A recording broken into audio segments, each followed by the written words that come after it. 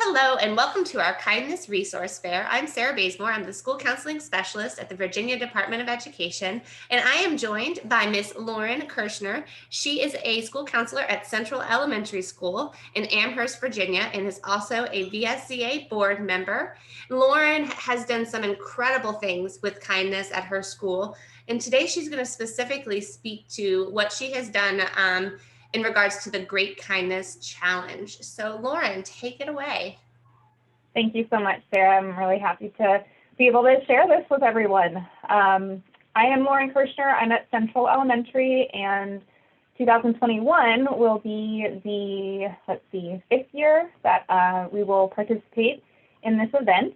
It is organized and promoted by the Kids for Peace organization, and they're out of California, and they are amazing people. So I certainly want to start by giving them credit for everything they've done, and it includes so much more than just the Great Kindness Challenge. But today we'll focus on that. Essentially, a Great Kindness Challenge is a week-long initiative to have students perform acts of kindness. So there is the checklist that students can use to keep track of what they're doing. And it's so cute to see them carrying those around all week and showing people in the hallway, oh, I've got 8, I've got 10, I've got 50. They're just so proud. So ultimately, the checklist is kind of the central part. And as the years have gone by, it seems like they've grown their options for this week as far as different events and such. But certainly to start with a checklist, if you've never done this before and are interested, that's certainly the way to go. They have a website that you can check out. It does require a free account. So if we go through their website, we'll do that in just a bit, and I can walk you through it. But on that site, you'll find the checklist. And what is also amazing is they have multiple languages, they have editable PDFs, so if something doesn't work for your school, then you can certainly take it off or change it. And this year, they have been very kind to do different checklists based on where you are. They have a virtual classroom option, they have a hybrid option.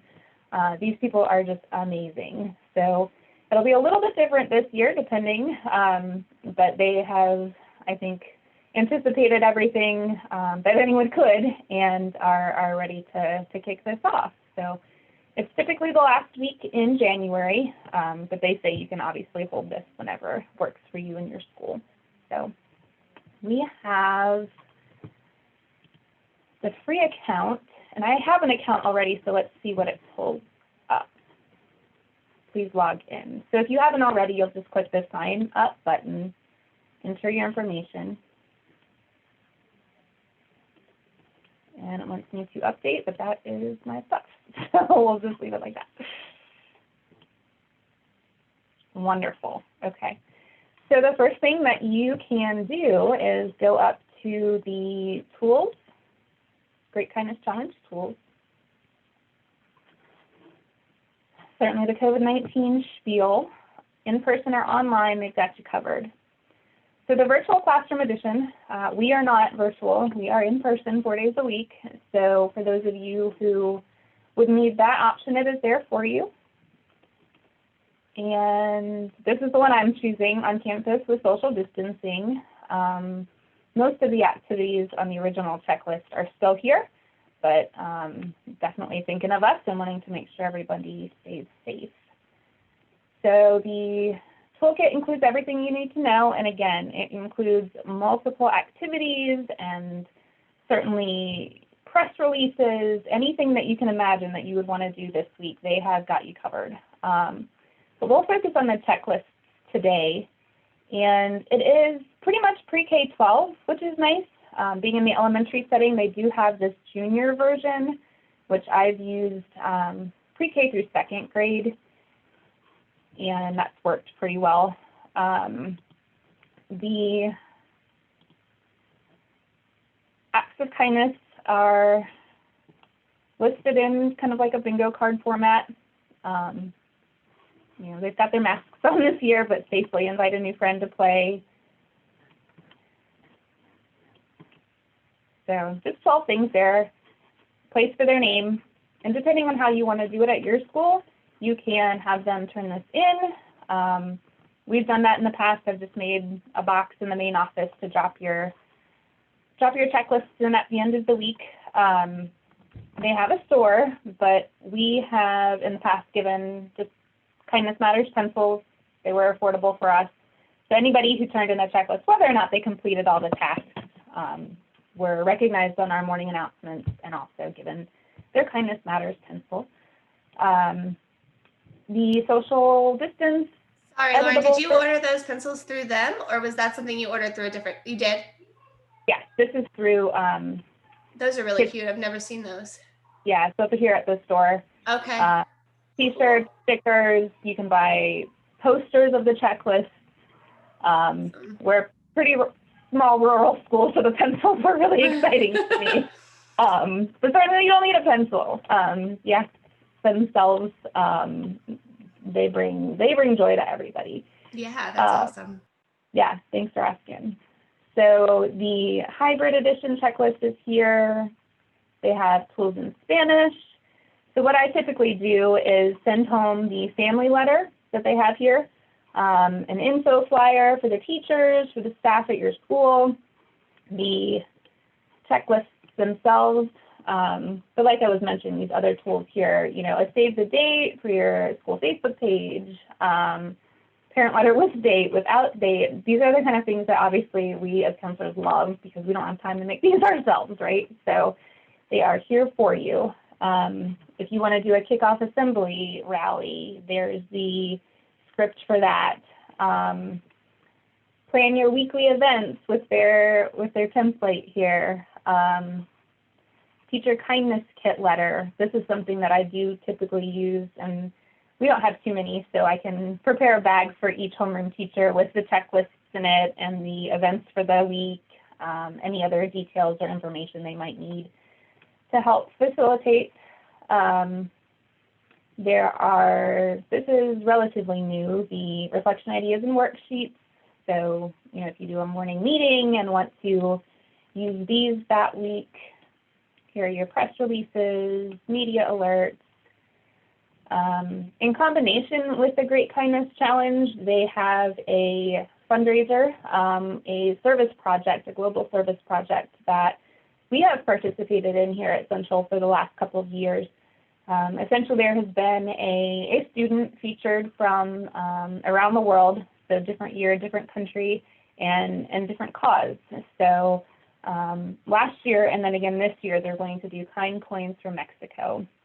And the lesson that accompanies the Kind Coins campaign is something that I use in my classroom lessons to kind of promote and kick off the week. So being a rural school in Virginia, to be able to show them, a Mexican city with a student who goes to school and what their school looks like has been a real eye-opening experience for some of our students here at Central. We've had students from Mali and Pakistan, and being able to see them and hear their story, know their name, that certainly stays with our students is something that I have learned over the years, and that's certainly made a huge impact for them. So we talk about, you can bring a penny, you can bring $1, you can bring as much as your family is comfortable with, but it's going to take all of us to do a little bit because one person doesn't have all the money for this new school that they need. So if we can all help, and we talk about, again, kids from all over our country and the world helping out and what that looks like, being kind in that way. It's such an amazing way to build empathy in such a concrete method of doing it. I really love that. And also just opening their eyes to the, other countries and other cultures and what's going on in other parts of the world. So that's fantastic. It is. It really is. And like you can see here, it's a 2-minute video clip. They have a letter about the Kind Coins campaign. And another thing that's really neat that we have done is whatever their final project is, most of the time it's been a school or a friendship center that they're building in that location, they have what they call a wall of wishes. And if you choose, you can take a picture with your contribution and include a wish for the students who will be using that space, and they will put your picture in that space. So let's see, that's for Mexico. So the year before was Liberia, and we sent a photo. Those are the students in Liberia. So that's been cool too, to be able to show the students at Central the previous year's campaign, and look, here's your picture from Amherst, Virginia in Liberia. You know, your face is in Liberia. So That's amazing. That is real. I mean, I bet they get really excited about that. I mean, I would be excited about that. That's fantastic. I have goosebumps right now. Yeah. Just to ask a logistical question, thinking like from practical, how do you do this? When the students bring in their money, like what's the process for that? How do you collect that? What does that look like? Sure. So obviously it depends on your school. We are able to have a jar or some kind of container. You could do it by homeroom teacher. We have little kind of coin banks that I think one of the local banks actually donated. And then we'll have a student in a typical year bring that up to the main office every morning with all the other notes and things. So during announcements, the teacher will collect the coins during the week, and then one student will bring it to the main office. And I've done it before that we've had, grade level challenges.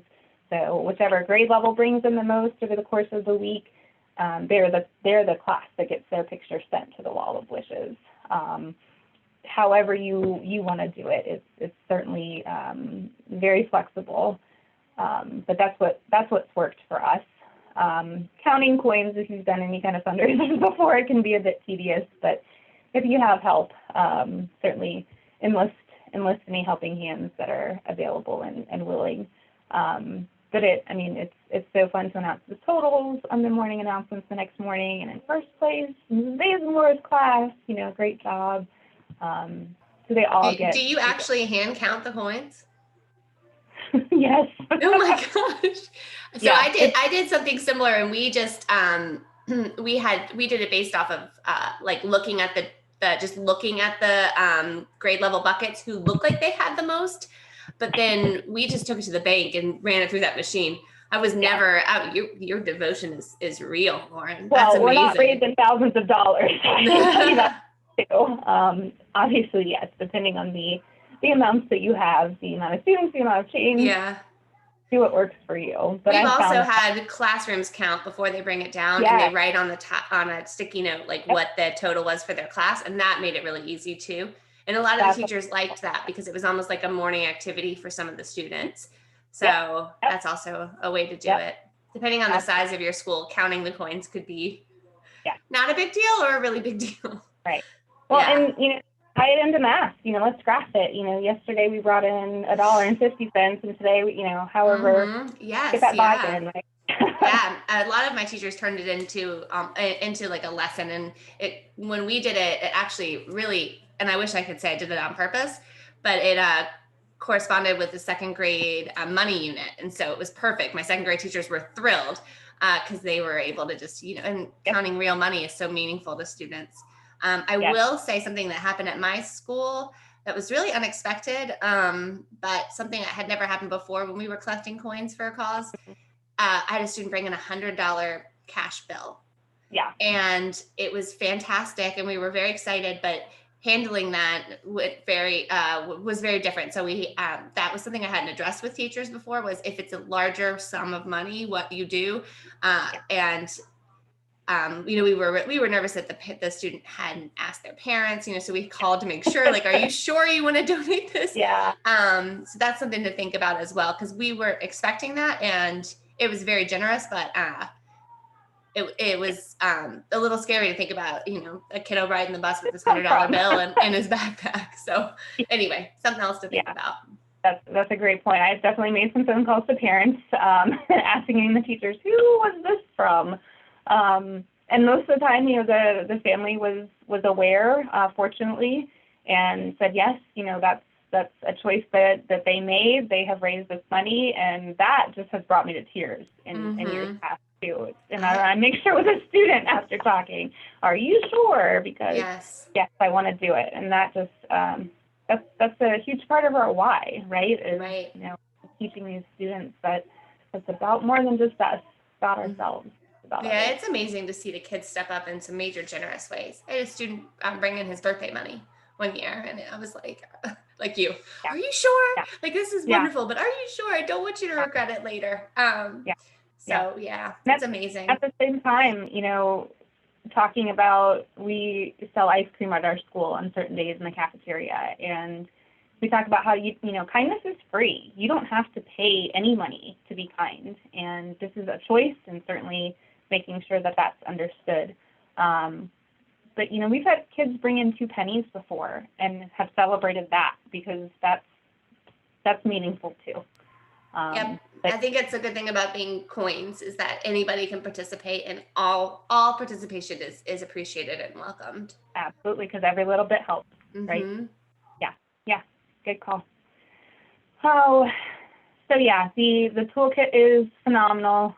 It can be a little overwhelming if this is brand new to you, and my recommendation would be start with a checklist, build from there, and that's kind of what we've been able to do here at Central.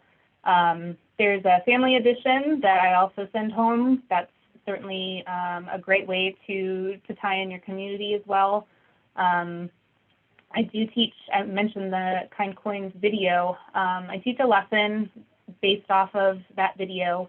I have that linked here if you're sharing the PowerPoint or resources. I don't mind sharing that with everyone. And then in my case especially, where I am, promote our school and promote my program. Those media releases are really helpful, and last year we were able to get an article in our local paper, which positive PR is something the school district really loves, and to have our students in the newspaper, right? For them, that's a big deal. And I showed them, this is one of the pictures that was on the Great Kindness Challenge website, and these are our kids right here, Oh my gosh. Say, here you are, here's your face on the Wall of Wishes in Liberia. So that was really neat, and a first for us for last year. So third grade, they donated $100. So again, we're not talking thousands, we're talking one grade level $100, which for them was really, really generous. So that was super cool.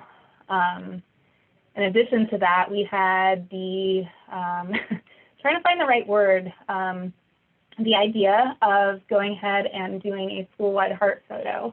I had seen those in the toolkits, rainbows, be kind, and it's certainly a goal that I had for a while, and my administrators were all on board, and we did that I guess not right before March, but this was the end of January. So fortunately, we were all still in school at that point and able to get everybody out in the front, and coordinated that effort, which certainly was an effort, but worth it, I think. The Wall of Wishes photo that we sent last year was this photo, so it's the whole school. Just checking to see. I guess the new thing for me that I really haven't gone through too much is they have an app for that. Surprise, surprise, right? They do have the school edition and the family edition, so check that out. It's free, and certainly with students at home, being able to do that with families, I think, would be a great idea this year especially. So I just am so thankful for this organization, for your leadership, Sarah. I've seen your presentation at VSBA on your kindness initiatives, and this is one of those, tier 1 school-wide, everybody gets involved, and it's really great to know that you have a part in helping these students understand how important this is. And it sounds like it's really become part of your culture at your school. It's something that kids look forward to and can expect, which is fantastic. Yeah. And you've built on it a little bit every year. So like you said several times, about there's so much. If you go on the website, don't try to do it all the first year. Yeah. And I think you're right about the checklist being a great place to start. And, I think one way that I knew that it was really starting to catch on with teachers at my school and becoming more of that community thing is I remember it was, I announced at a faculty meeting, just a reminder, this is coming up. Here's what we're doing, da, da, da, da, da. And then the next day there were teachers setting up these like amazing bulletin boards in the hallway around kindness. And I hadn't even asked them to do that. And they were like, no, we just, it was completely because they were taking ownership over it and it was becoming a school thing, not a school counseling thing, which was awesome. So, and it sounds like that's what's happened at your school too. And, we always have those teachers, and I'm sure you've had this, Lauren, that push back and say, I don't have time for this. And I, as a former teacher, I can sympathize with that statement. I know that time is precious, but how do you respond when you hear that from teachers or there's that pushback? Yeah, that's a great question. Certainly, as we all know, that buy-in is huge, and that's on the students, staff, families, everybody. I think if you're able to have that relationship with your principal. Fortunately, we are in a great place at Central, and administration completely supports our initiatives and understands the role as a school counselor. So I'm very fortunate there. But those teachers that don't know what it's about yet or understand, they don't have to do a whole lot in the beginning. Giving students the checklist and listening to some quotes on the morning announcements, certainly trying to weave it into things that they're already doing. For example, your second grade money unit mention, if that is something that you can do a little research ahead of time, if you have a couple of individuals that you think might not be on board right away, meet them where they are. That's what we do. And I think that like what you just said about meeting them where they are is so important. So if you're worried about your staff, jumping on board with this, if they have been reluctant in the past to maybe take on initiatives similar to this one or anything with, any tier 1 initiative, sometimes you have to really think about how is it going to be perceived. I think it's so important because you have to have your staff buy-in for this to be successful. So it might be worth doing a presentation with your staff on why kindness is so important to teach to students and why it is one of the most important things that we can do as educators and how it impacts kiddos. Because what I can say is all teachers that I've worked with, even those that have pushed back on some of my things, they all want what's best for their kids. So if we can show them how it is what's best for their students, usually you can get them on board.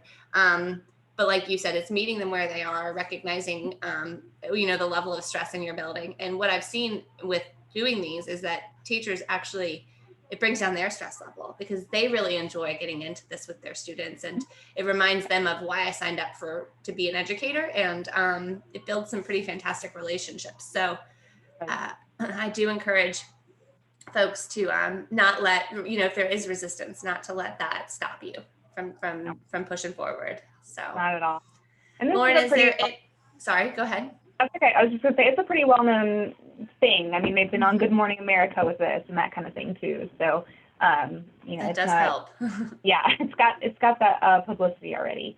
And some of the checklist items, are doing something for your teacher, for the school nurse, for your bus driver. So they're experiencing that. And of course, who doesn't like getting something like you just said that, is meaningful and for them and appreciating them. And I don't have the numbers here, but, discipline referrals in a typical year, they aren't very many during this week. And certainly that's something that if you're having a hard time with administrator buy-in, you could play that card too. So. Yep.